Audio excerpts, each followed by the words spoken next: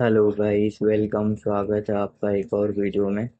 तो इस वीडियो में मैं बात करूंगा भाई कि हमारे जीवन में जो भी प्रॉब्लम आती है ना, जो भी समस्याएं आती हैं, उनका तीन सोर्स है, वो तीन जगह से आती हैं। ठीक है।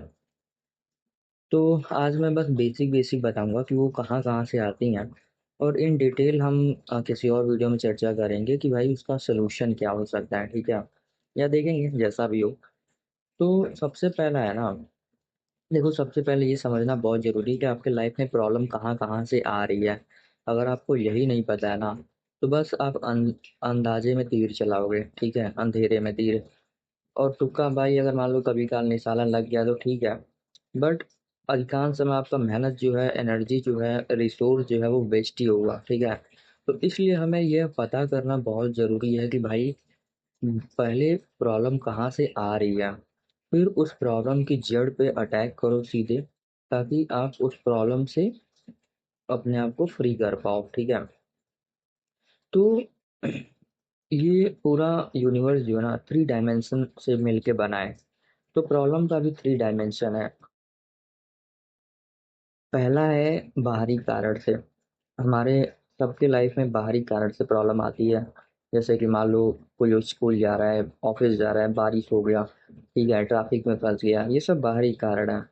कि उसको पैसे का प्रॉब्लम है, सर दर्द कर रहा है, पेट दर्द कर रहा है। ठीक है।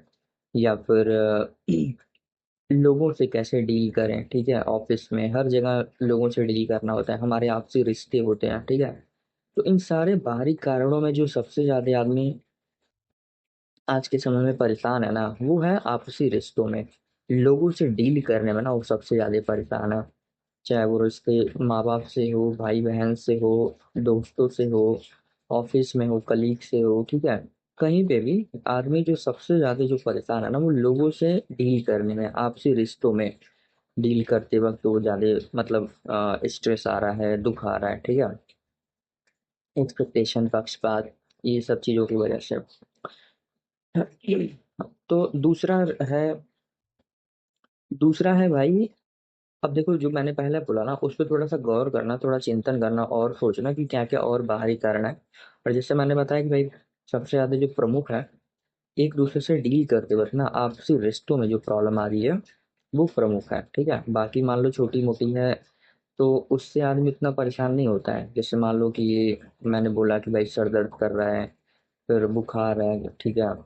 और पैसे की प्रॉब्लम है, और मतलब बहुत बारिश हो गया, गर्मी है। ठीक है। तो ये सब तो है, सबके लिए है ये। ठीक है। एक मिनट के लिए आदमी चलो इसमें यूज टू हो जाता है रहते रहते। लेकिन ये आपसी रिश्ते जो है ना, हमेशा उसको अंदर ही अंदर परेशान करते रहते हैं। दूसरा है हमारे खुद के मन की कमजोरी की वजह से।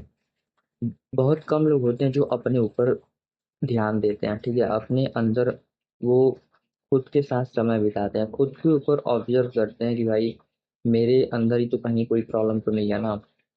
तो ज्यादातर प्रॉब्लम जो है हमारे मन की कमजोरी की वजह से भी आता है, कि भाई हमारा मन कमजोर है, तो वो इन्वॉल्व हो जाता है। ठीक है। एक्सपेक्टेशन रखता है लोगों से,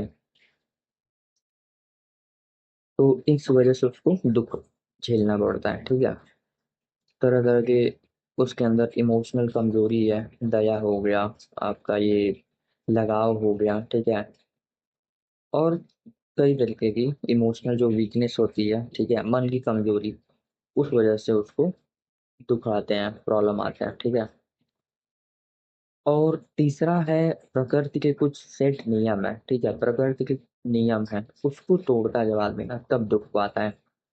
तो ये तीन जगह से हमारे जीवन में ना प्रॉब्लम आती हैं। अब अधिकांश लोग तो भाई कभी ऐसे सोचते ही नहीं है, कभी गौर करते ही नहीं है कि भाई प्रॉब्लम आ कहाँ कहाँ से रहा है।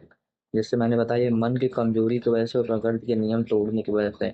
ये तो आदमी पूरी तरीके से इग्नोर ही करता है, अवॉइड करता है कि अरे ये तो कुछ नहीं होता है, बस पैसा खूब कमा लें तो सब प्रॉब्लम सॉल्व हो जाएगा। ठीक है।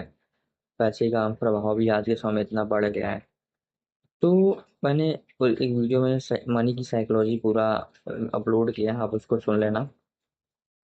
तो इसमें हम केवल यही अभी चर्चा कर रहे हैं कि भाई ह्यूमन लाइफ है ना, प्रॉब्लम कहाँ कहाँ से आती है। तो ये तीन वो जगह हैं जहाँ से आदमी प्रॉब्लम फेस करता है। पहला हो गया बाहरी कारण, दूसरा हो गया अपने खुद के मन की कमजोरी की वजह से, और तीसरा है प्रकृति के कुछ नियम है बनाए हुए उसको तोड़ने की वजह से। जैसे मान लो कि अगर मैं कुछ एग्जाम्पल दूं प्रकृति के नियम के, तो भाई प्रकृति की ऐसी व्यवस्था है ना कि हर मनुष्य को कर्म करना पड़ेगा, ठीक है। मनुष्य इस प्रकृति में पूर्ण स्वतंत्र है। तो अब मनुष्य ने क्या है, इंसान बनाया है, ठीक है। ये परिवार समाज धर्म ये सब हमने बनाया है, ठीक है, प्रकृति ने नहीं बनाया है। तो अब जैसे ही हम पूरे स्वतंत्र हैं तो हमारी रिस्पॉन्सिबिलिटी भी हमारी हुई, ठीक है। अब जो भी व्यक्ति अपने रिस्पॉन्सिबिलिटी खुद उठाना नहीं चाहता है, दूसरों को देगा, तो फिर वो दुखी होगा। मान लो दूसरा तुम्हारा रिस्पॉन्सिबिलिटी नहीं उठाएगा तो तुम दुखी होगे, क्योंकि प्रकृति ने तुमको पूरे स्वतंत्र बना के भेजा है और तुम अपनी रिस्पॉन्सिबिलिटी किसी और को दे रहे हो।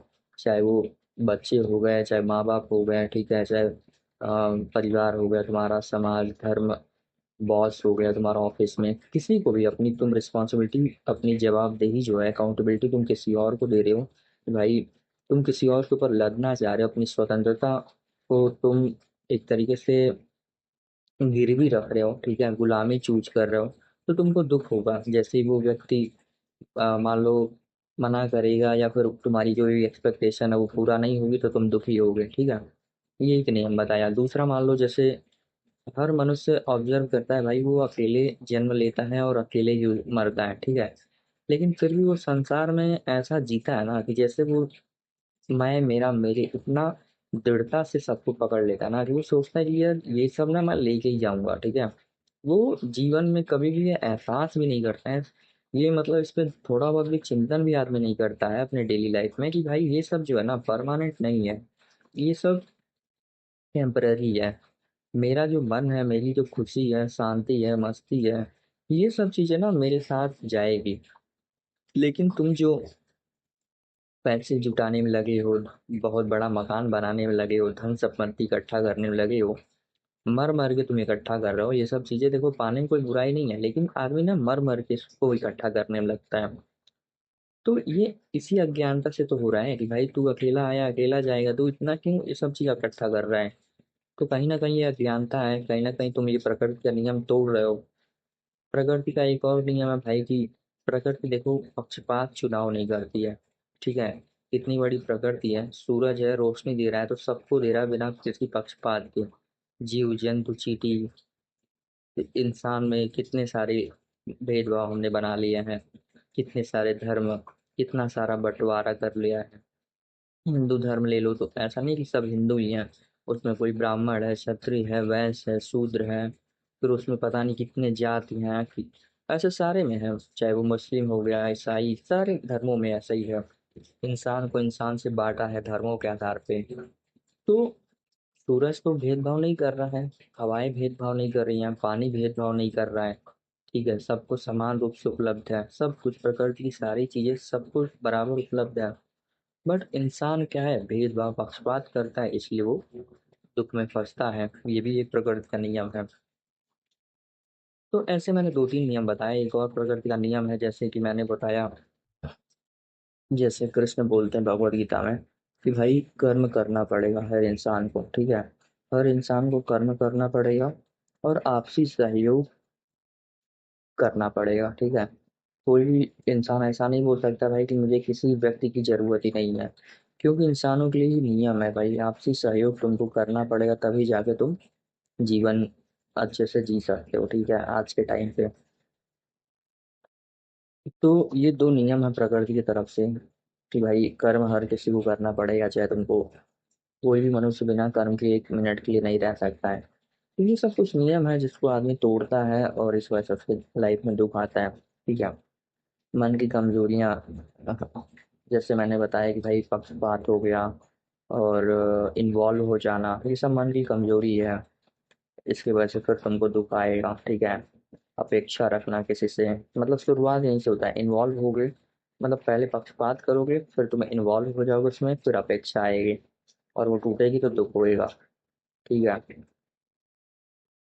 तो ये सब कुछ बातें हैं जो आदमी अगर समझता है और उसको उस पर थोड़ा गौर करता है, चिंतन करता है ना, तो फिर तुम्हारा लाइफ ना अपने आप इजी होने लगेगा। मतलब तुम अपने मन, जो भी प्रॉब्लम है ना हमारा इंटरनल सिस्टम में, हार्मनी नहीं है एक तरीके से। जैसे मान लो हमारा पूरा सिस्टम है, मन कुछ कह रहा है, बुद्धि कुछ कह रही है, ठीक है, फिर तुम्हारी शरीर कुछ डिमांड कर रहा है, ठीक है, इन तीनों में कॉन्फ्लिक्ट हो गया है। और ये जो भी आध्यात्म है और ये सब जो भी बातें हैं ना, ये वही, ये सब बातें जो है ना, तुम्हारा सिस्टम जो भी है ना, इसमें हार्मनी बिठाने का है। ठीक है, जब इस पे तुम गौर करते हो, सोचते हो, तो तुम्हारे सिस्टम में पूरा हार्मनी बैठ जाता है। ठीक है, और जब एक बार हार्मनी बैठ गया तो फिर तुम मस्ती से जी सकते हो। तो ये बात मुझे शेयर करनी थी इसमें। जैसे मैंने अभी बोला कि भाई हमारा जो सिस्टम जितनी चीज़ों पे मिल के बना है, कभी भी आदमी ना, कभी भी जब सोचो तो पूरा हर चीज़ को ना डिवाइड करके पहले उसको ऐसे समझो कि उसकी क्या प्रॉपर्टी। जैसे बुद्धि है तो बुद्धि की प्रॉपर्टी क्या है, अहंकार है उसका प्रॉपर्टी क्या है, शरीर है उसका उसका क्या स्वभाव है, ठीक है, फिर तुम्हारा मन है, इंद्रियां क्या चाहती हैं, ठीक है। तो जैसे मान लो बॉडी है, अब मान लो कुछ खाने का तुमको मन किया, इंद्रियां चाहे कि कुछ खाना है या टेस्टी खाना है, ठीक है, मन भी उसके साथ हो जाएगा, हाँ उसको भी मजा आएगा, बॉडी भी साथ हो जाएगी, कोई प्रॉब्लम नहीं है। लेकिन बुद्धि उसमें वो करेगी, करे तू अभी ये खा लेगा तो ये नुकसान करेगा, वो करेगा, ऐसे करेगा। तो उस समय पे ना भाई, तुम अगर तीन लोग साथ में हैं, एक तरफ है और बुद्धि मना करे और तुम उस बुद्धि की मान लिए, तो फिर तुमको दुख आएगा। मतलब मैं एक एग्जाम्पल के तरीके से समझाने की कोशिश किया। अधिकांश लोग क्या है ना, जो डिसीजन है वो बुद्धि से लेते हैं, मन को इग्नोर करते हैं, इस वजह से भी दुख आता है। ठीक है, तुम्हारा मन फिर कमजोर होते जाता है। तो ये मैंने शॉर्ट में समझाने की कोशिश की, इस पे थोड़ा गौर करना। बाकी कोई क्वेश्चन होगा, कोई विचार होगा तो आप कमेंट करना, उस पर हम फर्दर डिस्कस करेंगे। Thank you.